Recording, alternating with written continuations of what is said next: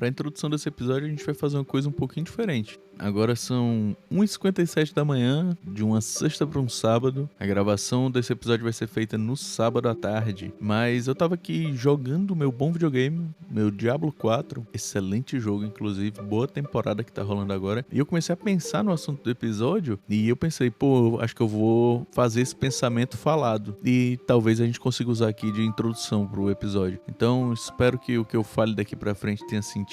E se não fizer também, a gente tenta construir alguma coisa junto. Esses dias eu me peguei pensando que a gente tá vivendo num mundo muito doido, né? A gente é meio que forçado a ser produtivo 24 horas por dia e isso tá deixando a gente meio bilu-teté da cabeça. Aquele conceito do ócio criativo lá de Domenico Damasio. Damasio ou De Masi? Acho que é De Masi. Domenico De Masi, sociólogo italiano aí. Depois vocês dão uma procurada e me corrigem se eu estiver errado. Ele meio que ficou pra trás, né? O ócio criativo ele passou a ser visto como procrastinação, como preguiça ou qualquer coisa do tipo. A gente vive uma era onde as pessoas prezam muito pela eficiência, pela agenda lotada, né? Pela constante sensação de que a gente tá correndo sempre atrás de alguma coisa, mas às vezes a gente não sabe nem pelo que a gente tá correndo na real. A gente tirar uma pausazinha pra tomar um café, pra olhar ali pela janela, dar uma olhadinha no celular. Esses momentinhos de descanso parecem que são quase um crime, né? A inatividade, ela virou um crime. Quem foi que nunca se sentiu culpado, né? Por não estar ocupado o dia inteiro, por não estar ali totalmente atarefado, que aquele momento que você tá parado, você podia estar produzindo, podia estar dedicando esse tempo a ser produtivo de alguma forma. Eu penso um pouquinho diferente. Eu acho que se a gente parar, a gente pode acabar achando a chave aí pra encontrar um próximo projeto, pra encontrar uma ideia que a gente tava buscando. Parece estranho, mas pra mim funciona assim. O ócio criativo, aquele momentinho que a mente para e se permite descansar, que a pressão externa ela não tá tão incidente na gente, né? A gente acaba se reconectando com a nossa essência. Eu acho que são esses momentos em que eu me sinto mais produtivo. Não é bem afundar na cama, né? Passar o dia inteiro lá deitado, sem fazer nada. Embora isso aí também tenha seu valor. Eu gosto bastante. Inclusive, quando eu tenho um tempinho a mais, ficar deitado é uma das coisas que eu gosto muito. Mas eu tô falando de usar o tempo livre de uma maneira um pouquinho mais estratégica, né? É criar espaços de não fazer nada pra ter um campo fértil, né? De ideia. Sabe aquele momento que você tá num lugar muito barulhento e você não consegue nem ouvir a sua cabeça? Mesmo que você esteja num lugar silencioso, a pressão ela pode ser esse barulho. Ela pode estar dentro da sua cabeça, ela pode estar em volta de você sem você nem perceber, sem emitir nenhum som. Mas ela gera um ruído interno que acaba te deixando desfocado, que acaba te deixando pressionado e a tua produtividade ela não vai ser a mesma, né? O problema é que muitas vezes a gente confunde o ócio com a procrastinação. O ócio, ele é um movimento consciente, né? Você vai ter ali a permissão de relaxar sem a culpa. Já a procrastinação é mais aquele empurrão que a gente dá na gente mesmo quando a gente quer fugir de alguma responsabilidade, sabe? Mas o que a ciência já comprovou é que o ócio criativo, de fato, é um ato de produtividade, de um tipo bem mais sutil, claro, mas não menos importante. Então, qual é o segredo por trás dessa abordagem? Como exatamente o ócio pode se tornar uma ferramenta criativa? A resposta tá num negocinho bem simples. O cérebro, assim como o corpo, ele precisa descansar. A gente tem que descansar, a gente precisa parar em algum momento. É no tempo do ócio ali que o nosso cérebro vai tendo a chance de processar as informações, reorganizar as ideias e até resolver uns problemas que, quando a gente tá num estado constante ali de agitação, eles parecem impossíveis, né, de serem solucionados. Acho que todo mundo já passou por isso de alguma forma. Em outras palavras, assim, é um momento que você permite que o seu cérebro dê um descanso e volte a funcionar com mais clareza. E é aí onde vem os hobbies, né? Os hobbies, eles são as ferramentas perfeitas que a gente tem para ativar esse ócio criativo de uma forma leve e prazerosa. É a gente fazer nada fazendo alguma coisa que dá prazer pra gente. Faz sentido disso que eu tô falando? Não sei, vocês me dizem depois. Quando a gente fala de hobby, a gente não tá falando só de uma atividade que você faz pra preencher tempo. É algo que tem que te trazer algum tipo de prazer, que ativa o teu cérebro de uma maneira diferente, né? Que pode te inspirar de novas formas, que pode te ajudar a ver o mundo, que pode te ajudar a resolver problemas, seja praticando um esporte, seja tocando um instrumento, cozinhando, cuidando de um jardim, enfim. O hobby ele tem que ser uma válvula de escape da tua mente no momento onde você pode se permitir ser criativo sem pressão de ter que entregar algo no final. Na pandemia, eu acabei pensando em aprender um instrumento novo. Eu sou percussionista, sou baterista, mas eu pensei que eu sempre tive a vontade de aprender um instrumento de corda. E acabei comprando um ukulele. E aprendi. Aprendi a tocar 4 acordes. E com esses 4 acordes eu toco qualquer música. Qualquer uma. Pode pedir aí que eu toco qualquer música com esses mesmos 4 acordes. E dá. É um instrumento simples. É um instrumento que, claro, não vai ficar igual a música original. Mas ali, numa rodinha de amigo, você sozinho, dá pra fazer uma graça. É legal demais. E o mais interessante é que os hobbies, eles têm esse poder de transformar as tarefas mais mundanas, né, num momento de grande aprendizado. Você já reparou que muitas vezes as melhores ideias, elas aparecem quando a gente tá fazendo algo que não tem nada a ver com o que você tava fazendo antes? Às vezes você tá caminhando e a ideia vem. Às vezes você tá preparando um prato, tá cozinhando e a ideia surge do nada e você tem que sair correndo ali pra escrever, porque senão você vai esquecer. Ou então quando você tá com os amigos e alguém solta uma palavra ali totalmente desconexa com o assunto e você associa direto ao teu problema e acaba encontrando ali uma solução meio que do nada, né? O ócio, ele coloca a gente num estado de fluxo, onde a mente, ela consegue conversar com ela mesma. Claro que se a gente tiver medo da inatividade, a gente não consegue abraçar muito bem o ócio criativo, né? A gente vive numa cultura que diz que a gente deve estar sempre ocupado. Então, se a gente está desocupado, a gente está sendo inútil. A ocupação, ela está completamente associada à sua utilidade como ser humano. A sensação de que eu estou sem fazer nada é extremamente desconfortável. Mas aí, vamos parar aqui e pensar um pouquinho. Já pensou que, em vez de se sentir culpado por descansar, você pode ver esse tempo como um investimento para o seu próprio bem-estar e na sua criatividade? Você ter um hobby, por exemplo, faz com que você tenha um espaço para desconectar, para criar só para você, sem filtro e sem pressa. Isso ajuda você a exercitar sua criatividade e quando você precisar dela, você vai ter ela um pouco mais trabalhada. É tipo academia. Você vai malhando ali o seu músculo e quando você precisar trocar o garrafão d'água, você vai conseguir, porque o seu braço é forte o suficiente. E para você que acha que é a pessoa mais ocupada do mundo, que não tem tempo para tirar ali um tempo para você, para ter um hobby, ou até mesmo para ter um momento só de contemplação, meu amigo, todo mundo tem tempo. Eu não tô falando pra você tirar 10 horas do seu dia. Tô dizendo pra você começar a valorizar uns momentinhos que você tem, aqueles 10, 15 minutinhos onde você pode se dedicar a alguma coisa que realmente te dá prazer. Não importa se você não sabe desenhar, se você nunca aprendeu a tocar violão, se você não sabe nadar, se você nunca praticou um esporte na vida, você precisa experimentar coisas, se permitir mesmo e perceber que esses momentos de nada, entre aspas, podem se tornar em sementes de ideias grandiosas. Nesse episódio a gente vai aprofundar um pouco mais essa conversa e explorar sobre como o ócio criativo pode transformar a nossa maneira de viver e trabalhar e como os hobbies são uma forma maravilhosa de manter a mente saudável, relaxada e ao mesmo tempo criativa. E para me ajudar nesse assunto, eu chamei a pessoa mais ocupada que eu conheço. Ela que é jornalista, escritora, baterista agora, Gabi Monteiro. Seja muito bem-vinda. Muito obrigada, Humberto, pelo espaço. Estou muito feliz de estar aqui, estou muito feliz de estar no seu podcast, que é um podcast que eu já tenho ouvido. E também muito feliz de estar aqui com um velho amigo, né? Não sei se as pessoas sabem que nós somos amigos, apesar de que aos olhos dos outros pode parecer inimigo, mas a gente sabe que é a nossa linguagem de amor. Perfeitamente. A gente que tem aquele carinho um pouco mais violento, né? A gente tem uma aquelas comunicação. piadinhas, depreciar um pouquinho. Uma coisa de humilhar o outro pra ver até onde que vai, ele aguentar sem chorar, uma coisa legal, assim, sabe? Falar de um trauma antigo. A gente Legal. tem uma brincadeira, né? Que é quem chorar primeiro perde, né? A gente É já brinca isso. há 6 anos, mais ou menos, e até agora ninguém perdeu, né? É isso, porque assim, se eu choro no banho, ele jamais vai saber. Na frente dele não derramarei uma única lágrima, uma única unidade de lágrima. Exatamente. Aliás, falando das brincadeiras que a gente tem, saudade do frases fora de contexto. A gente não se manda Putz. essa faz tempo. É verdade, é verdade. As frases fora de conta. Inclusive, eu tenho algumas excelentes relacionadas a crescimento que eu ouvi essa Excelente. semana. Nossa, eu Me manda no implodi off dentro de uma depois. reunião que é maravilhosa. Bom, mas como eu falei, né? Você aí é uma pessoa bastante ocupada.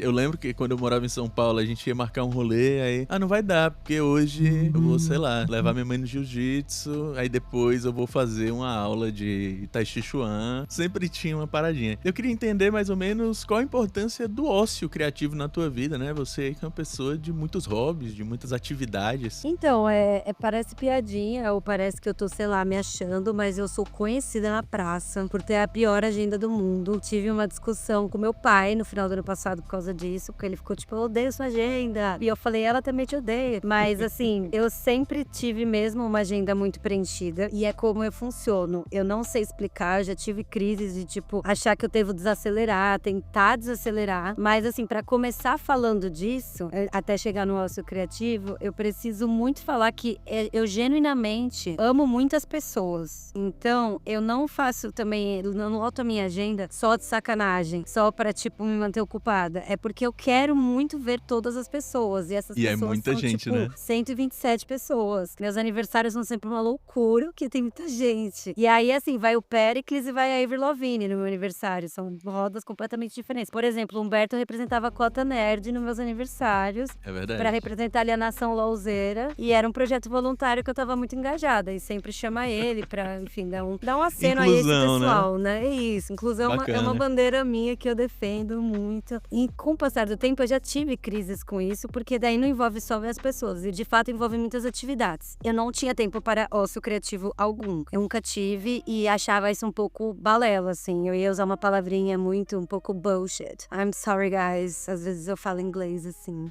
Sou international, né? Oh my God, sou bilíngue. E aí eu achava um pouco papinho furado isso de ócio criativo até começar a escrever os meus livros. E eu comecei a perceber que sem o ócio criativo eu não abro espaço pra arte, que é uma parte muito importante de mim, assim, da minha vida. Então, assim, é tão importante quanto lotar a minha agenda de coisas. Então, por exemplo, semana passada foi a minha primeira semana desempregada em muito tempo. E aí, o que eu fiz? Lotei a minha agenda. Então, eu tava sem espaço para nada. Teve um dia que eu saí quarta-feira às 9 da manhã e eu voltei quinta-feira às 1 da manhã pra casa. Tipo, fiz muitas coisas, muitas.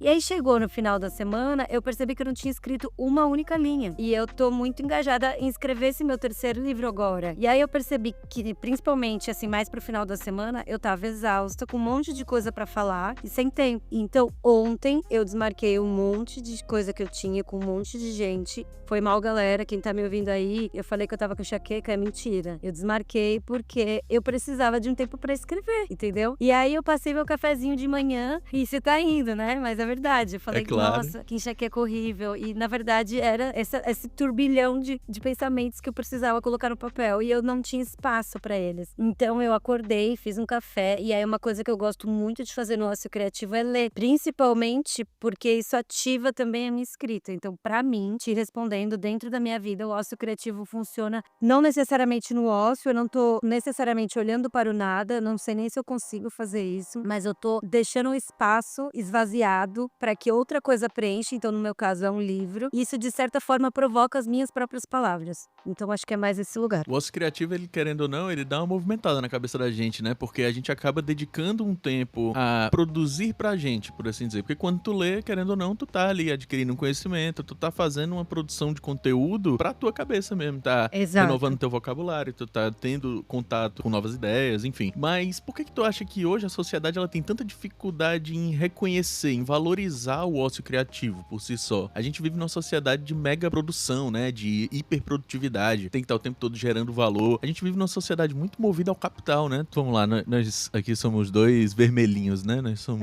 dois então, comunistas. tava só esperando a hora que chegar essa... Tem jeito. A resposta tá na ponta da língua, meu amigo. Não tem como fugir.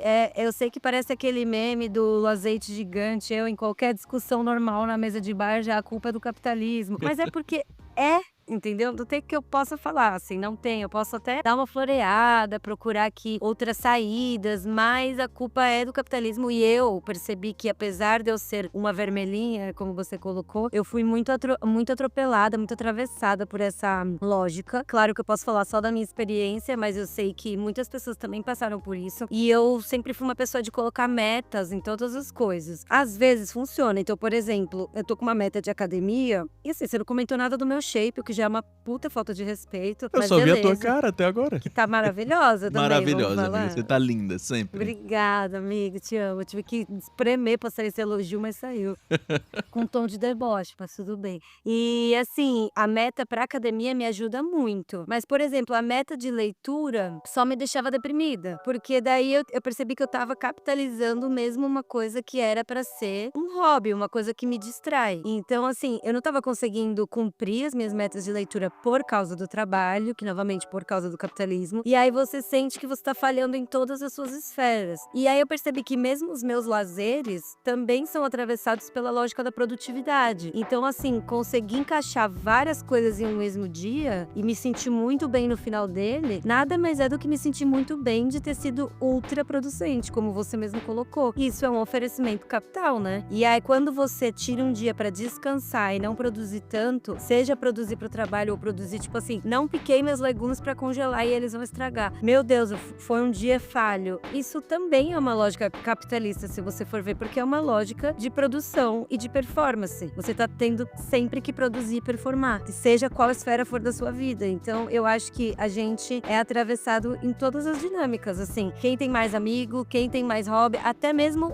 se você for ver a discussão de wellness, né, desse mercado de bem-estar. Quem tá se cuidando mais, quem conseguiu acordar mais cedo pra correr, quem tomou mais suco detox. E aí, de repente, um negócio que era pro seu bem vira também uma grande lista de checks, entendeu? Isso é uma doideira, né? A gente uma via doideira. a galera acordando 6 horas da manhã. Ah, vou acordar 6 horas da manhã pra ir dar uma corridinha ali no Ibirapuera. Aí depois foi 5h30.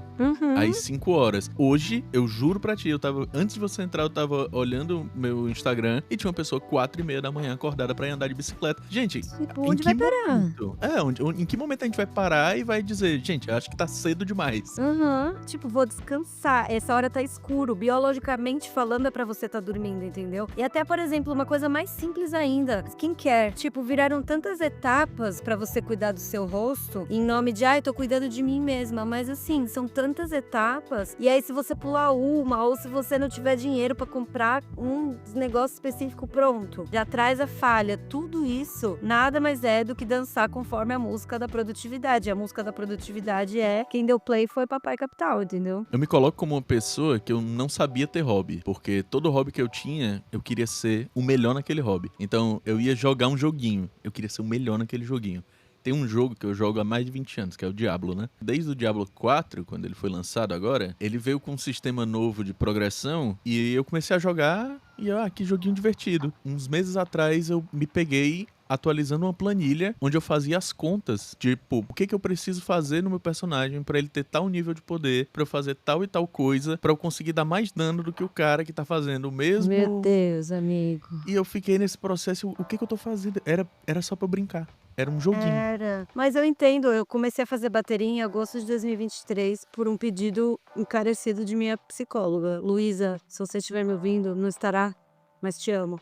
E ela ficou também, ela até dissecou comigo um pouco a palavra amador, né? Que você faz porque ama, enfim. E aí eu comecei a fazer bateria, que era uma coisa que eu queria há muito tempo. E era uma época que eu já tava também me encaminhando pra fazer as pazes com as minhas velhas paixões sem me sentir infantil por isso, né? Então assim, tudo bem você ter 30 anos e ainda gostar de Blink. Tudo bem você ter 30 anos e gostar de andar de skate. E aí, assim, a bateria veio nesse lugar e eu falei, pronto, um hobby. Amigo, juro pra você, deu tipo 3 meses de bateria, eu já tava marcando de fazer banda com as pessoas. Tipo assim, primeiro lugar, que arrogância, né? Que arrogância, porque eu não tava sabendo nem segurar uma baqueta ainda. E eu já, tipo assim, vou fazer banda. E é sempre nesse lugar, cara, de tipo, transformar o que eu tava fazendo. Tipo assim, um lugar que eu me permiti ser medíocre. E aí eu já tava, tipo assim, caminhando pra, não, eu preciso ser excelente nisso. E aí eu já tava querendo vender o meu antigo sofá aqui de casa, escondido do Fê, pra colocar uma bateria no segundo quarto. E aí o Fê ia saber só chegando em casa que eu coloquei uma bateria. Enfim, bizarro,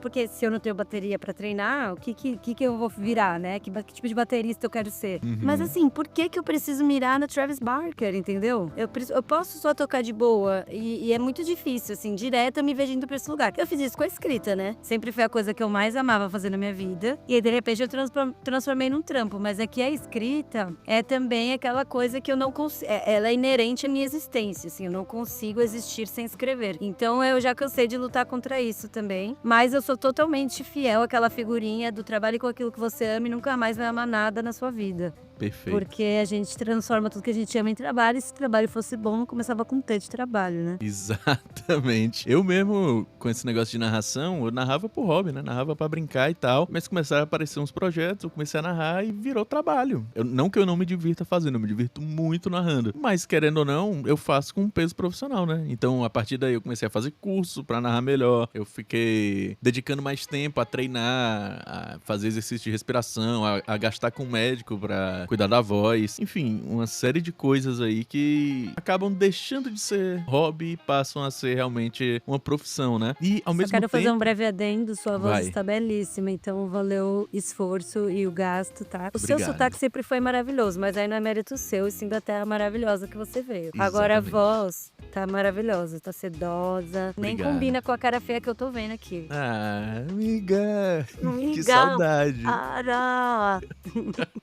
Mas aí, a gente tava falando sobre produzir e sobre usar o hobby ali como uma forma de distração, uma coisa amadora, né? Eu, na pandemia, eu sou baterista, né? Eu sou percussionista. Inclusive, eu sei que você começou a tocar bateria por minha causa, espelhada em mim. Porque você se espelha muito. Eu tava até pensando, ser baterista eu não lembrava disso, mas o percussão eu lembrava. Pois é. Sim, E- sim. No fundo, o que eu quero ser é você, né? Tipo Aham. assim, todos os Em meus tudo, né? caminhos, sim, são mirados assim. Isso tá cada vez mais próximo de Humberto? Sim. Então, pelo amor de Deus, faça o contrário. É assim que... Perfeito, perfeito. Mas vê, na pandemia, eu percebi que eu nunca tinha aprendido a tocar nenhum instrumento de corda. Eu sempre fui completamente inútil em tocar instrumentos em que eu não precisasse bater em alguma coisa, né? E aí, eu disse, cara, eu tenho muito tempo livre agora. Eu não posso sair de casa, não posso fazer nada. Eu vou aprender a tocar o ukulele. Eu Aí tive essa comprei. brisa na pandemia. Eu cheguei a ter um ukulele também. Aprendeu a tocar? Não, óbvio.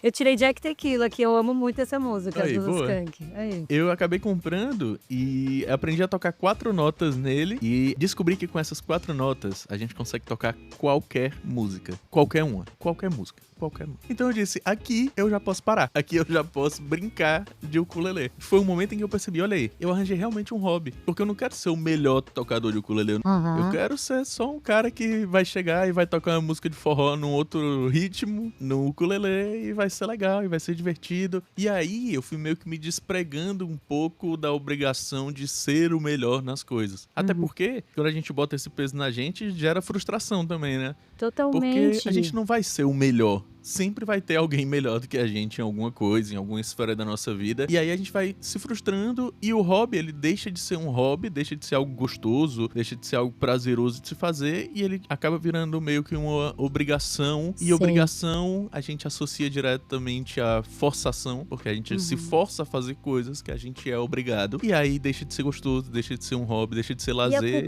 E a culpa é toda nossa, né? Tipo assim, ninguém Sim. pode colar ninguém, eu não posso nem culpar alguém. É aquela frase do Homer Simpson, a culpa é minha, eu coloco ela em quem eu quiser. Eu sempre sou minha pior inimiga. Por que que a gente faz isso? Eu tenho uma banda, e aí agora é verdade, não ri. Eu tenho Tá. mesmo uma banda com meus amigos fãs de Blink, amo muito eles. E o nome da banda é Medíocres 182, porque de todos nós, uns 3 estavam começando a tocar. Só 2 realmente manjam. E aí desses 3, um agora já tá tocando mó bem, que é o baixista, o Matheus. E aí só ficou eu e o outro guitarrista, que estamos caminhando ainda. Só que o outro guitarrista também já tá tocando melhor. E aí eu tô me sentindo sozinha na mediocridade. Mas assim, eu tô fazendo as pazes com isso, porque a gente tem um baterista que é de verdade, que é o Edu, beijo Edu.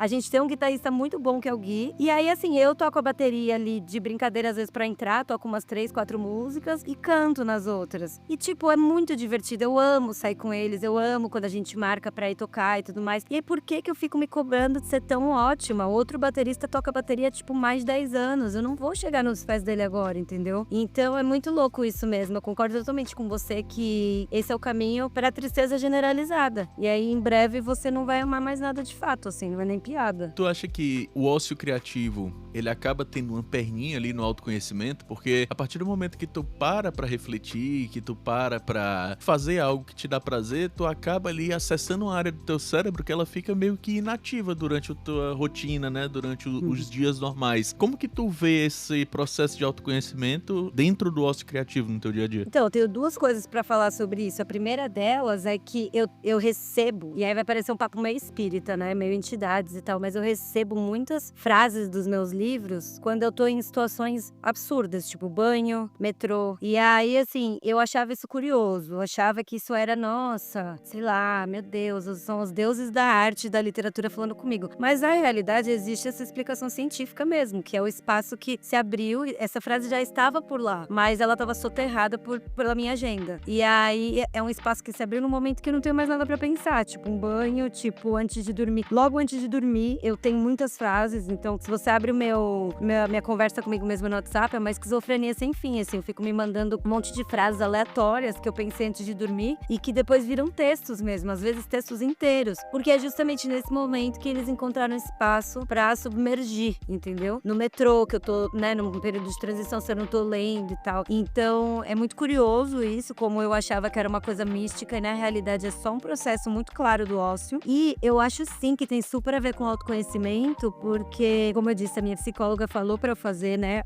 a bateria como um hobby e foi muito bom pra mim, é um hobby que eu amo muito. E eu também tenho percebido que essa coisa da agenda, tipo assim, em dezembro, a minha agenda, eu vou te mandar um print dela depois, você não tem noção. Eu tava encaixando o café da manhã com as pessoas, tipo assim, sério, e você sabe que eu nem tomo café da manhã. Mas é um baita rolê, tá? Eu também não sou muito chegado a café da manhã, mas é um baita rolê. É um baita rolê. Descobri isso com a minha queridíssima Celina Castro, né? Ela é uma Um pessoa que ela é... beijo. Beijo pra ela que tá agora na Bahia aí, trabalhando. Mas ela é uma entusiasta absurda do Da café da manhã, causa. assim. Nossa, Então, ela eu tava fazendo isso com as pessoas, eu não tinha espaço. Foi coisa assim de ter, tipo, de domingo, coisa nos 3 etapas do dia. E aí, obviamente, chegou no final do mês, eu tava exausta. E aí agora, e muito desgraçada na minha cabeça, mas aí por outros motivos também, né? Que depois eu chego de áudio pra você. E aí, o que acontece?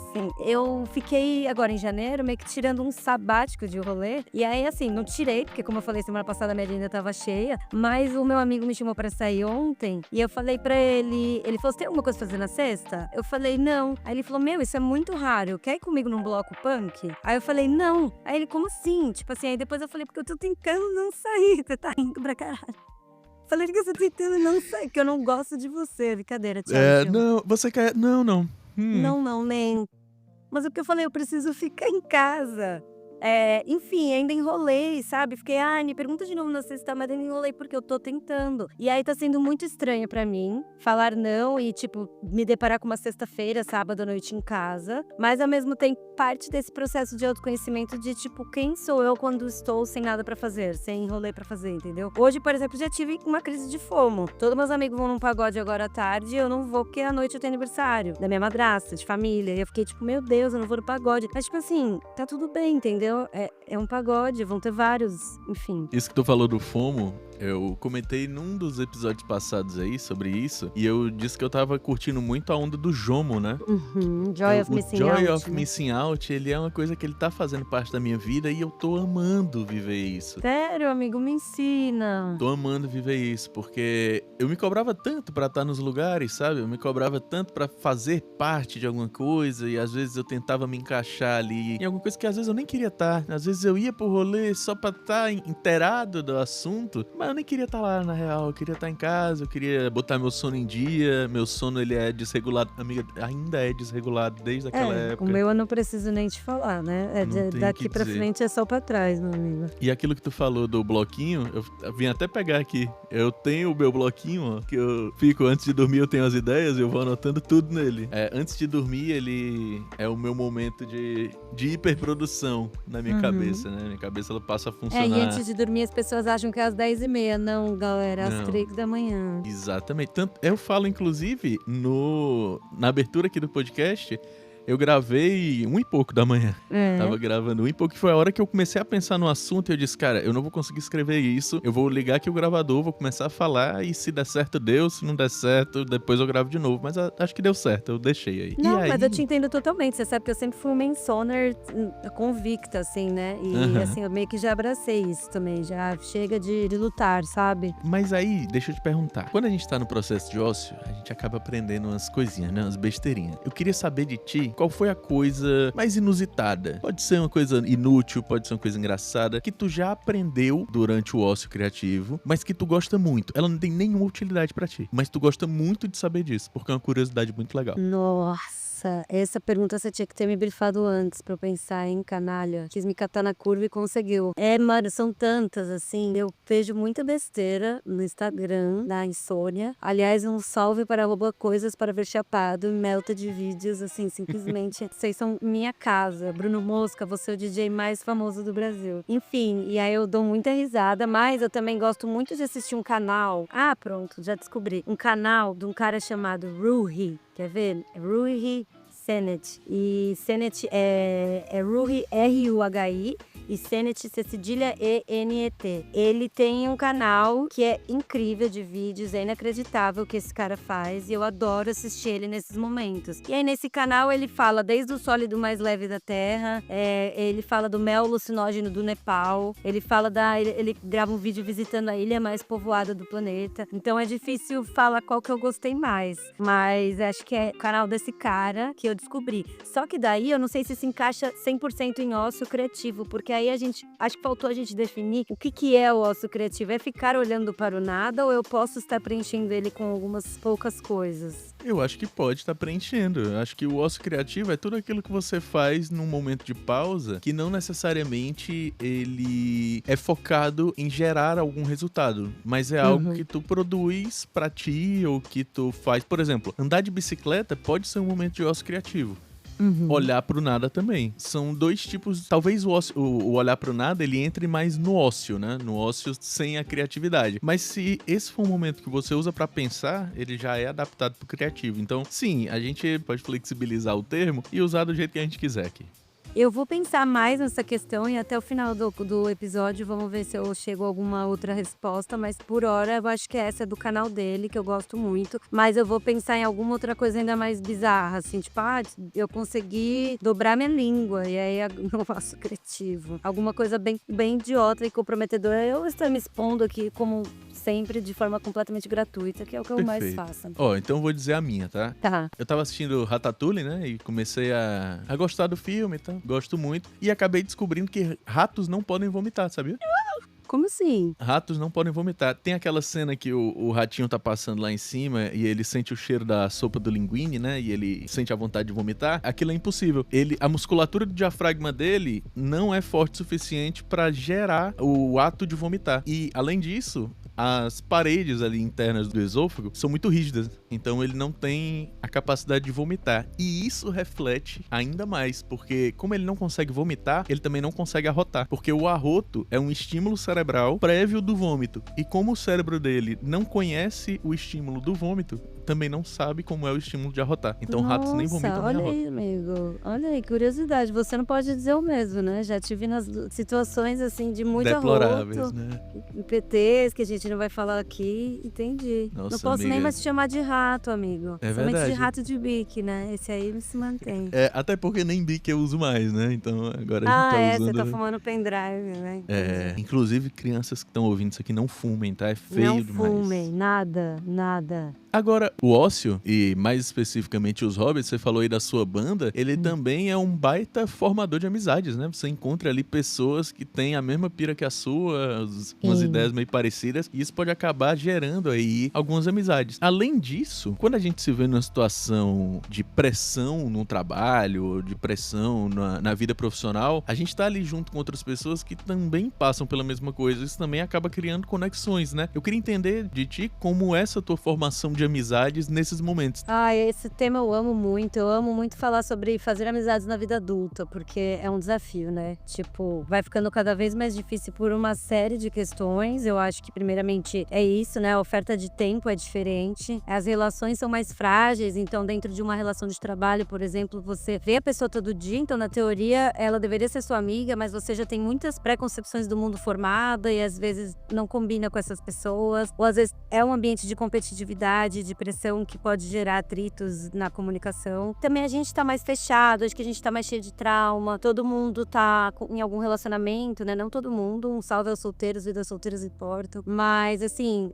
as pessoas tendem a estar se relacionando, né, num relacionamento amoroso e aí você acaba tendo menos tempo para amigos. Então, sim, é um fato que na vida adulta é mais difícil de fazer amigos. Porém, na minha humilde opinião, eu, Gabriela, Instituto MR, né? Pra quem pegou aí a referência, porque eu não tenho dados sobre isso. Eu acho que as amizades na vida adulta são até mais genuínas e mais verdadeiras do que na infância, porque elas são movidas por um interesse muito genuíno mesmo, sabe? Não tem nada que você se prenda a essa pessoa. Então você só fica porque você realmente quer ficar. Você não estuda com ela todo dia, você não trabalha mais com ela todo dia, você, né, tá cheio de coisas pra fazer e ainda assim você quer perder um tempo ouvindo um áudio daquele seu amigo, indo almoçar com aquele seu amigo. Então eu acho isso muito incrível e aí sim, o trabalho entra nesse lugar, porque querendo ou não é o lugar que a gente passa mais tempo. Dá pra você fazer inimizades também no trabalho, como é o nosso caso.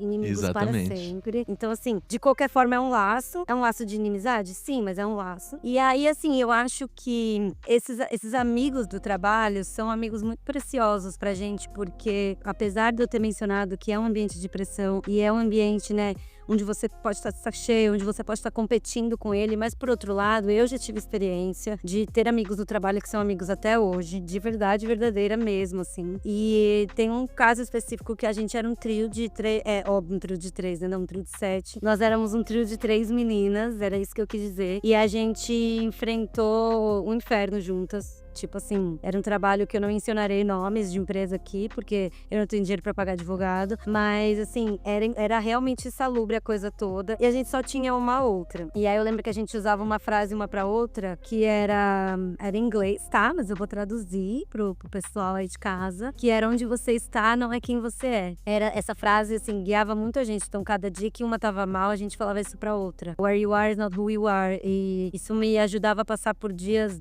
inacreditavelmente ruim. Foi antes da gente se conhecer, inclusive, isso, eu e você. Mesma agência que a gente trabalhava, assim, eu amava muito a galera. Tipo assim, acho que a galera era grande parte da experiência de estar ali. Eu sei, por exemplo, que você tava sentindo muita falta dos seus, né? Você tava em outro estado, em outra cidade. Isso. E ainda assim, eu acho que essas pessoas, de alguma forma, te ajudaram a trazer mais leveza pros dias. Então, eu acho que, sim, é difícil fazer amizades na vida adulta. Sim, amizades no trabalho podem ser desafiadoras por conta da dinâmica, mas ao mesmo tempo, quando elas acontecem, eu acho que elas são mais genuínas do que muitas amizades de infância que a gente acaba mantendo porque, conheço essa pessoa há 20, 25 anos, mas que você nem se sente mais tão à vontade, você nem tem mais tantos interesses, né, em comum com essa pessoa, enfim. Nada te segura ali senão a pressão do tempo juntos, né? Isso que você falou da agência, né, que a gente se conheceu e tal, de fato, era um momento em que eu tava me sentindo meio só, porque, enfim, eu tava realmente só em São Paulo, mas aquela galera que a gente tinha ali, e uma galera que eu conheci por fora também, eu adotei mesmo como família, sabe? Como pessoas que eu posso contar, que eu podia chegar e dar uma desabafada. Inclusive, teve uma situação, vou trazer aqui, hein? Nas eleições de 2018, como eu falei aqui no começo, a gente tem aqui a mesma visão política, né? Quando saiu o resultado, né? A vitória do Bolsonaro e tal, uma das chefes dessa agência, ela fez uma publicação extremamente xenofóbica, né? Nas redes sociais e tal, e isso me afetou muito de verdade. Inclusive, depois disso foi quando começaram os conflitos e tal, que eu acabei pouco depois saindo de lá, mas isso me gerou uma revolta muito grande e tal, e eu compartilhei contigo, compartilhei com outras pessoas, e essas pessoas meio que compraram, assim, a minha revolta, sabe? Tiveram ali junto comigo e tal, e assim, naquele ambiente, naquela coisa que pra mim já tava quase que insustentável, eu consegui encontrar ali um porto seguro e dizer, cara, peraí, dá uma desacelerada aí, tem uma galera contigo, tu não tá só, mas foi uma situação que me deixou muito, muito, muito abalado, assim, na época. Não sei se tu lembra disso. Acho que Eu tu vai lembro lembrar. completamente, lembro inclusive quem foi, e lembro inclusive o que foi falado, que nem vale a pena trazer aqui, mas é o que sempre é falado durante as eleições se o Lula tá participando, em relação a como o Nordeste carrega esse país nas costas, né? Essa é a bem da verdade, quando a gente tá dependendo de eleição, só que para algumas pessoas é o oposto. E eu lembro exatamente também de sentir a revolta por você, e eu lembro de todo mundo que você dividiu. Eu não lembro de uma pessoa que tenha ficado contra você, acho que todo mundo foi unânime de falar, meu Deus do céu, que absurdo. Teve uma pessoa só que comprou o lado dela. Ó, vou dar um cortezinho bem aqui.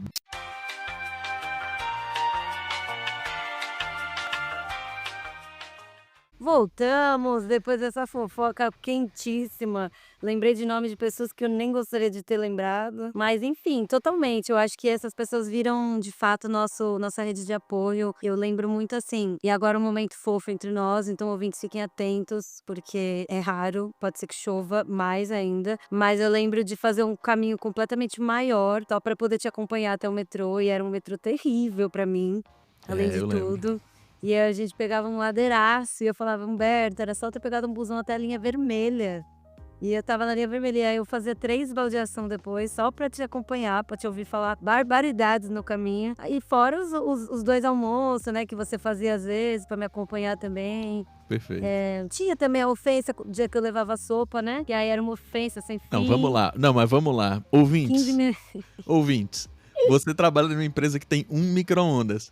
Aí a pessoa leva uma sopa congelada e no Não era almoço de 1 congelada. hora ela ocupa o micro-ondas por 20 minutos pra descongelar essa sopa. É Olha, em primeiro lugar, inacreditável. ouvintes, não era congelada, mas sim, era 15 minutos, porque eu gosto da minha sopa que nem o show do Marcelo D2, assim, fumacê absurdo ali, ó. Vrá. E assim, eu saia correndo pra passar na frente de todo mundo? Sim, isso gerava uma revolta? Também.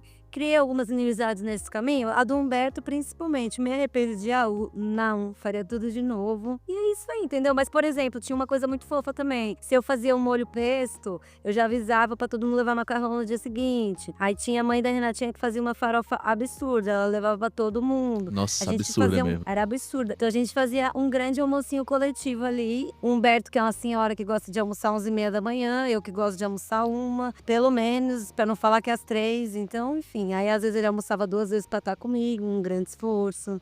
Acho que o gesto mais lindo que a gente viu nessa agência foi no primeiro rolê que a gente fez na Casa Nova, né? Depois da mudança. Que aí todo mundo levou aquele, né? Aquele que deixou a Ayrton Senna. Aquele que deixou o Alexandre de Moraes, né? De Moraes, total. E quando um dos donos chegou lá, né, e viu assim a parada, tinha gente tentando esconder e dizer, não, que é isso, aqui não tá rolando nada não. E ele foi lá e botou o dele.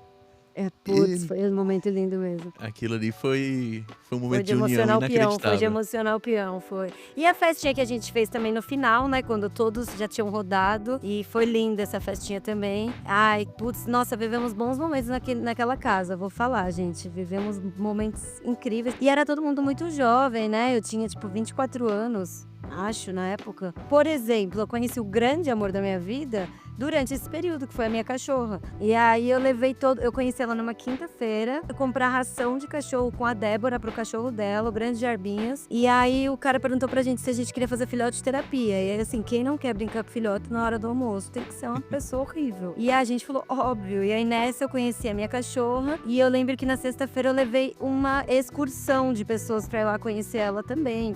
Foi assim, entraram 15 pessoas da agência num pet shop minúsculo ali na Rua Pamplona pra conhecer aquela que viria a ser a minha doguinha. E aí eu ainda passei o final de semana inteiro pensando, porque eu sou contra a compra de cachorros, eu ainda mantenho isso, gente, não comprem, adote. Isso aconteceu comigo, essa compra, mas eu ainda sou 100% a favor da adoção. E aí eu lembro que eu desabafava disso com as pessoas, e aí na segunda-feira eu falei que eu queria almoçar sozinha, coisa que nunca acontecia. Fui almoçar lá do lado pra me despedir da minha cachorra, entre aspas, e ela tava operadinha, ela tinha acabado de castrar, e ela tava muito dengosa, e eu falei, infelizmente eu vou ter que que contribuir pra este mercado horroroso da venda de cachorros. Mas eu lembro que todo mundo super me acolheu nesse momento, né? E passamos pelas eleições de 2018, né? Que aí foi um inferno na Terra. Sim, ali foi absurdo. Mas também a gente passou por um momento extremamente gostoso de união, que foi a Copa do Mundo, né?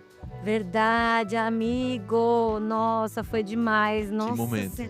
Aquela festinha na casa do Gui, eu fiquei Alexandre de Moraes, assim. De ó. Moraes, total. Aquele que deixou o Senado Federal, entendeu? E tinha sempre assim, os bares que a gente ia, né? Tipo, tinha o Verdinho, aí tinha o Colabraço dos Estados Unidos. Ali era incrível, pô. Ali. O que aconteceu fatídico o dia que eu juro pela minha vida que eu vi uma barata carregar uma ponta de beck. Desculpa, ouvintes, não era um beck meu, era um beck da rua. E aí todo mundo falando que eu sonhei com isso, que eu menti. E eu juro pela minha vida que eu vi essa cena acontecer. Foi lá também que alguém pediu um Ameras, e aí ficou, lembra? Acho que foi Isso! o... Bom, olha o apelido do cidadão. Fernando Gouveia, um beijo para o Xerecudo. Xerecudo. Eternamente xerei em nossos corações. Por que xerecudo? Porque ele manjava como ninguém do sistema reprodutor feminino. Era bizarro, ele manjava... Ele explicou o ciclo menstrual pra Débora. Exato, e até hoje eu chamo ele de xeré, que é o xerecudão. Beijo, ele que pediu um Ameras lá, foi incrível, corajoso. Voltando um pouquinho pro tema, aí vamos também voltar aqui de um jeitinho um pouquinho mais leve, considerando uma escala, certo? Tá. Sendo 1 o dia mais ocupado da tua vida e o 10 o dia em que tu não fez absolutamente nada. Tu não produziu nada, tu não pensou em nada, tu foi um vegetal. De 1 a 10, onde é que tu se sente mais feliz dentro dessa escala aqui? Onde é o teu ponto perfeito, teu ponto de conforto aqui? É uma ótima pergunta essa, aliás, parabéns pela produção das perguntas. Tá, eu acho que é 3, viu? É tipo assim, eu não gosto de ficar parada, eu estou aprendendo a ficar parada, mas eu não gosto. Então um dia que eu me sinto melhor, que eu me sinto um pouco mais tranquila e chego no final do dia com a sensação de ufa, fiz tudo, é um dia cheio. Mas claro, se o dia mais cheio da vida é o dia 1, você fica muito exausta e até um pouco estressada. Eu tenho uma coisa muito bizarra de começar a tirar selfie em dias que eu tô muito cansada, é aleatório isso. Mas acho que de um 3, assim, que é um dia bem cheio, mas que eu não tô, tipo, morta, sabe? E aí tô trazendo uma coisa que você falou um tempo atrás do autoconhecimento, eu acho também que o fato de eu gostar de fazer muitas coisas durante o dia é justamente para não... porque o ócio acaba suscitando pensamentos um pouco melancólicos, pra dizer o mínimo, em mim. E então um dia cheio é um dia que eu não tive espaço pra pensar muito, e quando eu vejo as pessoas eu também tendo a deixar um lado meu mais social e tal aflorado, e aí eu me sinto na minha melhor versão, que é essa versão cheia de amigos, engraçadinha, não sei o quê. Ainda que isso me custe uma ressaca no dia seguinte, não só ressaca de bebida, ressaca mesmo de cansaço de bateria social, mas é um dia que eu me sinto muito bem, sabe? A gente tá indo aqui mais ou menos pro finalzinho. Eu acho que tu tem uma coisa meio parecida com a minha. O fato de não fazer nada acabar te gerando um hobby novo. Eu uso como exemplo o próprio podcast aqui, assim. O podcast, ele foi uma coisa que surgiu na minha vida meio que por acaso. Eu sempre tive vontade de fazer mas sempre tive vergonha. E devia ter continuado com vergonha, né? Mas aí eu resolvi, por que não? Por que não me expor na internet e ir lá e fazer alguma coisinha? Produzir uma besteirinha aqui pra galera ouvir e ver se eu me identifico com mais gente. Mas eu queria saber se em algum desses momentos de pausa, tu acabou gerando um hobby pra ti, de alguma forma. Tem uma coisa muito esquisitinha minha, tem várias, né? Mas eu não vou abrir esse espaço pro Humberto falar, né? Muitas. Isso aí ia dar o pau pra matar a cobra. Mas assim, tem uma coisa muito esquisitinha sobre mim, que eu gosto muito de escrever letra de música, mas não inédita. Tipo, não é que eu sou uma compositora. Músicas que eu gosto. Isso acontece em reuniões muito chatas. Tipo, por exemplo, esse podcast eu tô escrevendo letras de música, porque é muito chato estar aqui com o Humberto. Mas assim, eu gosto de escrever letra de música. Eu faço isso desde criança. Isso me ajudou a falar melhor inglês. Quando eu era criança, eu gostava muito de comprar. Acho que todas as meninas da nossa geração foram da geração Capricho, revista Smack. E a gente vinha sempre uma letra de uma música lá. A letra e a tradução. E eu gostava muito de ler a tradução dessa música e ficar comparando com a letra dela original. E aí depois eu escrevia à mão, numa agenda, todas as letras de música que eu gostava. Eu faço isso ainda, não tenho uma agenda, mas ó, aqui atrás, ó, é que vocês não estão vendo, né, ouvintes? Mas ó, aqui eu tô mostrando pro Humberto, aqui atrás tem a letra de Teatro dos Vampiros, do Legião Urbana, aqui tem de Alforria, do Forfã. Então assim, eu gosto de fazer isso e eu gosto de ler letras de música. aleatoriamente também. Tipo, eu sou a maior usuária de Vagalume e letras.com. Eu gosto muito de fazer isso. E eu acho que isso, de certa forma, me ajuda com o inglês. Não sei se é um hobby, propriamente dito, mas, tipo assim, eu já parei de trabalhar porque eu tava ouvindo uma música muito boa e eu falei, nossa, deixa eu ver a letra dessa música. Eu acho que é isso, assim, o máximo. E tinha mais alguma coisa que eu tinha pensado, mas agora eu não lembro, mas eu vou lembrar em algum momento e eu te conto. Beleza. Eu queria que tu desse aí um conselho, né? Você é uma pessoa boa de conselhos, né? Eu gosto dos seus conselhos, acho que você tem o dom aí pra incentivar as pessoas, pras pessoas hiperocupadas, né? Pra quem tá aí ouvindo a gente nesse momento, sem tá prestando muita atenção, porque tá focada em produzir alguma coisa, ou até mesmo pra galerinha aí que tá se sentindo culpada por tá parando um pouquinho pra ouvir a gente. Queria que você deixasse aí uma mensagem pra essa galera, assim, de a tua visão sobre o assunto, o que elas podem fazer pra aproveitar melhor os momentos de ócio. Vai que é tudo. Tá, primeiramente eu também sou dessa galera que não pode só parar e ouvir um podcast. Tem que estar ouvindo um podcast fazendo alguma outra coisa. Então, cozinhando, lavando a louça, tem gente que ouve podcast dirigindo, pra você não sentir que perdeu tempo. Isso é absurdo. Eu ouço podcast às vezes tomando banho. É horrível, né? Porque a gente não pode simplesmente se dar o luxo de sentar e ouvir uma coisa. Eu não vou nem deixar um conselho, eu vou deixar uma frase que me marcou de muitos anos atrás, que eu até mencionei ela no meu primeiro livro, se eu não me engano, que é da Glória Maria, Rest in Power, maravilhosa. E ela uma vez falou assim, cuidado com o vazio de uma agenda muito cheia. Eu lembro que eu sempre, como eu falei, eu sempre tive uma agenda muito cheia. E essa frase me tocou muito nesse lugar na época. Primeiro que eu sempre gostei desses joguinhos de comparação. Então, uma vida vazia, agenda cheia, enfim, duas palavras, né, comparativas aí na mesma frase.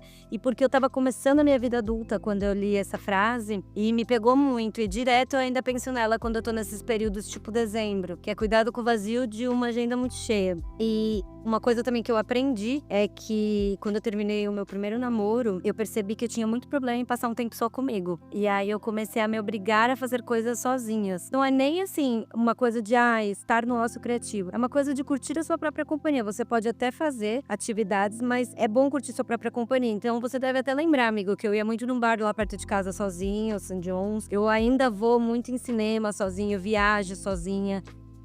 Eu sou casada, mas mesmo assim eu gosto de fazer muitas coisas sozinha. E às vezes eu me obrigo a fazer sem fone de ouvido, que é pra você ouvir mesmo seus pensamentos e dar vazão a eles, porque eu percebo que as músicas também acabam sendo um escape, né? Você consegue dar uma escapada de pensar aquilo que você deveria pensar e só deixar esse pensamento vir. Então, acho que pode ser um bom teste aí para as pessoas que estão querendo desacelerar. Às vezes você não consegue desacelerar de um dia pro outro, mas e se você começar ao menos a fazer um pouco dessas coisas só na sua própria companhia? Isso já é um começo. Perfeito. Gabi aí que começou, né, saindo 20 minutinhos pra tomar uma cerveja e hoje ela toma 20 cervejas pra chegar em casa 1 hora, né? Isso aí, galera. Acredite no seu potencial, entendeu? Nunca deixe pra amanhã a cerveja que pode ser tomada hoje. Crianças, nada disso do que a gente falou aqui sobre aquele que deixou Alexandre de Moraes, cigarrinho de artista, cigarrinho aí de pendrive, 20 cervejas, nada disso é verdade. É apenas uma brincadeira entre dois grandes inimigos. Gabi, é tudo humor. Muito obrigado pela presença. Pra galera que quer te encontrar por aí... Mude de ideia, galera. Mude Que de ideia ideia. torta do caralho essa, hein? Mas pra galera que quer te acompanhar, quer acompanhar teu trabalho, quer ler teus livros, vem livro novo por aí, né? Já tem título? Já pode dar um spoiler? Sim, é a primeira vez que eu falarei dele em público, que é o Azul. Na realidade, ele é o que fecha, né? Eu tenho uma trilogia de livros, que é o primeiro é o cinza, sobre tudo aquilo que não cabe. O segundo é o vermelho, sobre tudo aquilo que pulsa. E o terceiro vai ser o azul, sobre tudo aquilo que me toca. A ideia é que os títulos, eles acompanhem o tom das mensagens. Então, o cinza é o livro um pouco mais melancólico, o vermelho é um pouco mais pulsante. E o azul eu quero que seja um pouco mais pro Belo. Não é o cantor, mas adoraria que fosse, porque eu adoro. Um beijo pro Belo, um beijo pra Graciane Barbosa. Beijo. E é isso aí, reinventar é um som que eu amo. Tu acredita que tu falou isso e instantaneamente começou a tocar na minha cabeça? Recomeçar. É bom demais. Mas enfim, aí o Azul tá vindo aí, eu espero que seja entre abril e maio, mas eu tô escrevendo ele, tô amando o processo. E vocês me encontram no meu Instagram, mas eu tenho um Instagram que é profissional, que é só de livros, que chama @leiagabimonteiro. Mas o meu pessoal tá tanto na bio desse Instagram, né, mas eu posso falar ele também, que é Gabi, G-A-B, MTR, _. Vem de Gabi Monteiro também. Mas vocês encontram o meu pessoal na bio do Leia Gabi Monteiro. Não posto muita coisa que presta, galera, assim, posto bastante bobajada, posto muita foto da minha cachorra. Vou postar sobre esse podcast, provavelmente ofendendo o Humberto. Então quem gosta do Humberto não pense que eu vou falar bem dele por lá. Mas eu não sei quem gosta do Humberto, então enfim. Quem é maluco o suficiente pra isso, né? Mãe do Humberto, desculpa, Celina, desculpa. É isso. E todas as redes sociais dela vão estar na descrição aqui do episódio. As minhas também vão estar lá. Então, só tenho a agradecer aí você que ouviu a gente até esse momento. Semana que vem tem mais. Os podcasts agora saem nas terças-feiras, não mais nas quintas. Então, próxima terça tem mais aí pra vocês. Muito obrigado pela presença e um beijo. Beijo, galera.